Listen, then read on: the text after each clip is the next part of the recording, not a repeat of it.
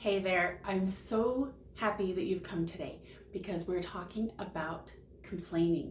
Why do we do it? What's the good that comes from complaining? Well, I got a story for you. Listen in.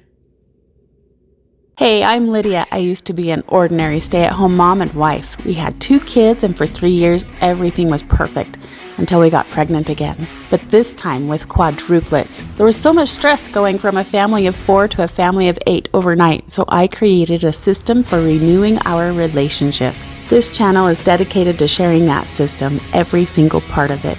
I love teaching how to connect, manage emotions, and turn it all into growing together times. You're going to find all that information right here.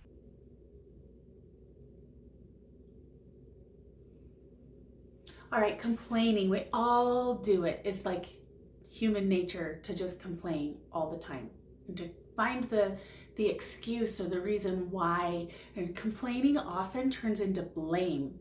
Complain and blame, right? But why? Because it usually is unpleasant to complain. Okay, so as humans, the only reason, there's two reasons why anybody will ever do anything: to avoid pain or to increase pleasure. Okay, so complaining is either avoiding pain, kind of feels like it's inflicting pain when someone's complaining about you, though, right? Or avoiding pain or increasing pleasure. Do we get joy and pleasure from complaining? What's the deal? Why do we do it when it doesn't naturally look like we are going to be avoiding pain or increasing joy and pleasure? Well, when we complain, our subconscious is attempting to improve the situation, right? Especially when it's about a spouse.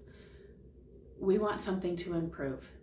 We want things to change so our marriage relationship can get better. But consciously is like doing the opposite, right? Okay, so complaining, we have a couple other needs that need attention, right? We have this desire to improve everything. As humans, we want to improve things. We want things to improve and get better all the time. That's just a human thing. And we want to not be a liar. We can't take on this, like, this can't be true because then that means I'm not telling the truth. So we complain to convince our subconscious that we're right. Okay, so it's kind of a weirdo thing, but this is kind of what happens. We take the situation we want to change and we complain about it because we want it to change. So when someone is complaining, we want to be like, oh, they have good intentions. They want something to improve. And they're telling me about it because they think I can help them. Okay, can you actually help them?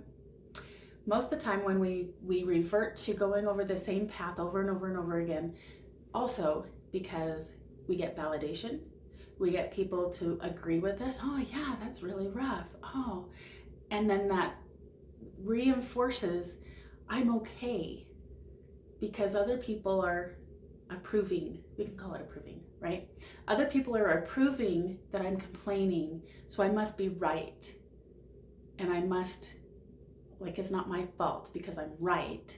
So it does reduce the pain if we look at it like this.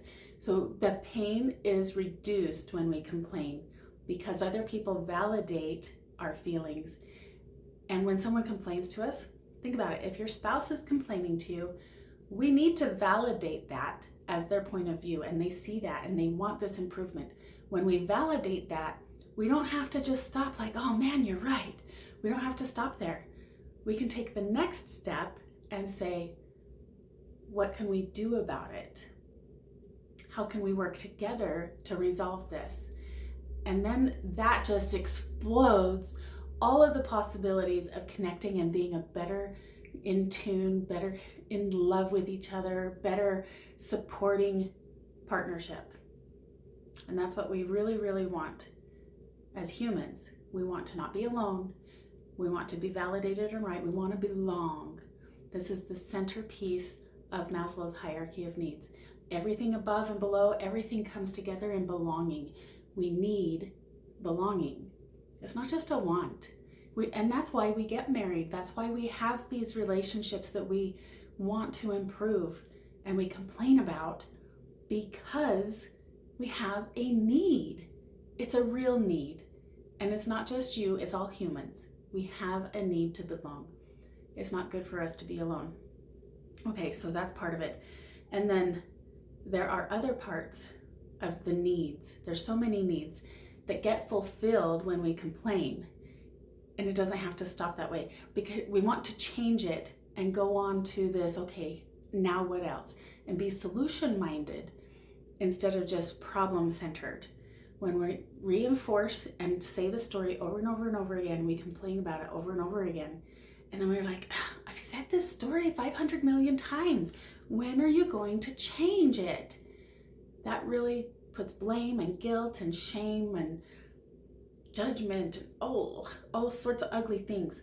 But if we say, now remember, we came up with this solution, this idea we were going to work on together. How are you doing on that? And let's reward our effort.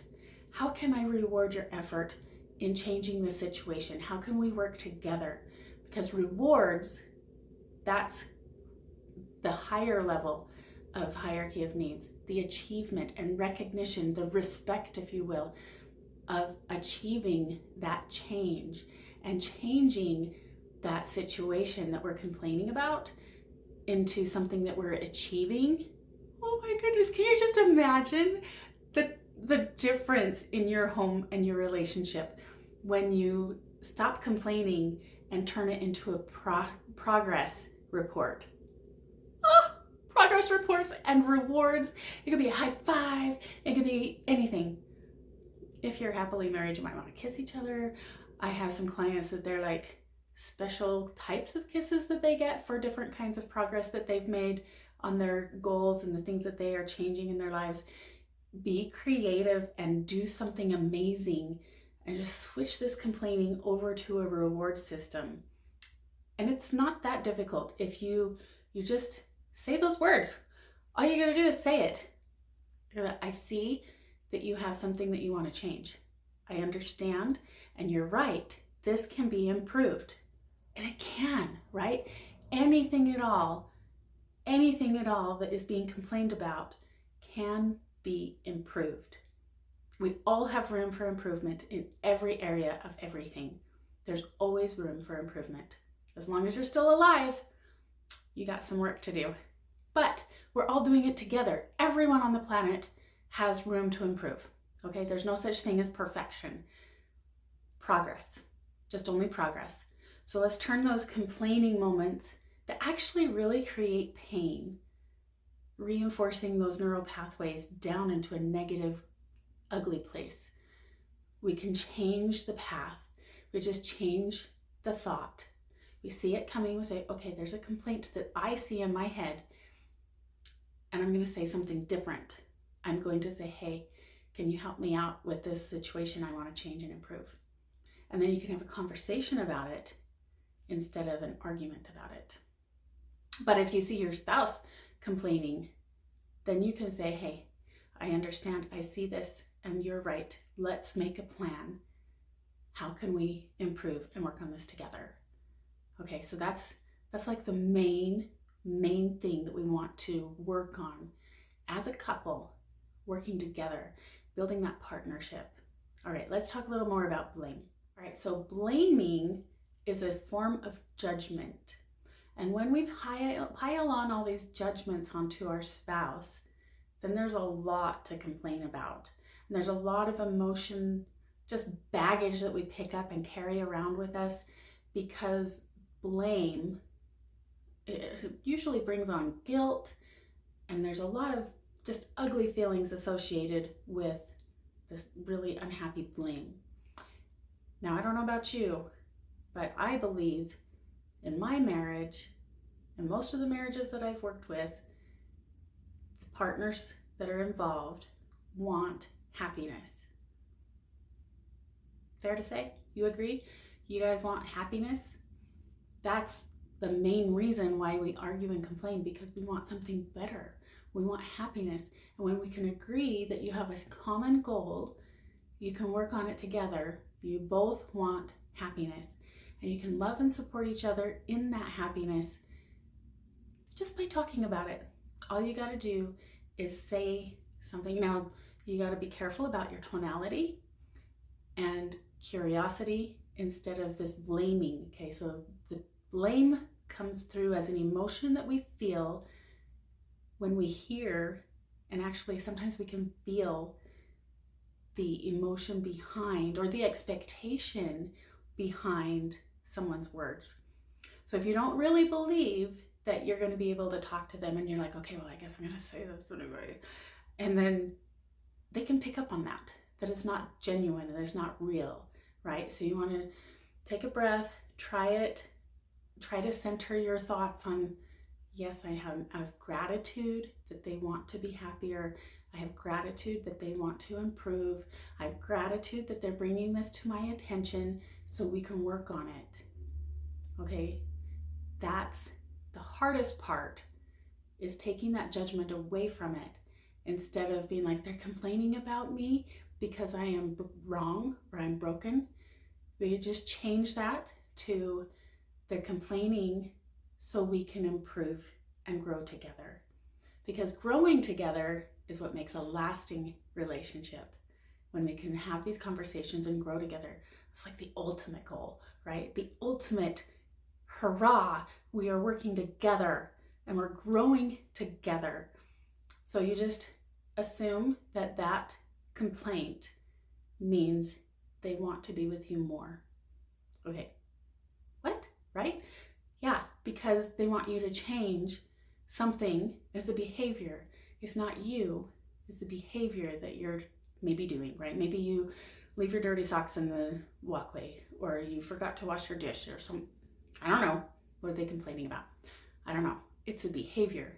It's not you, but it's tied to you because you're emotionally involved when those emotions get too high. Okay. Go make it a wonderful day. Switch that thinking from complaining to a progress report. Okay, let me know what you're using as your words. Have a good day.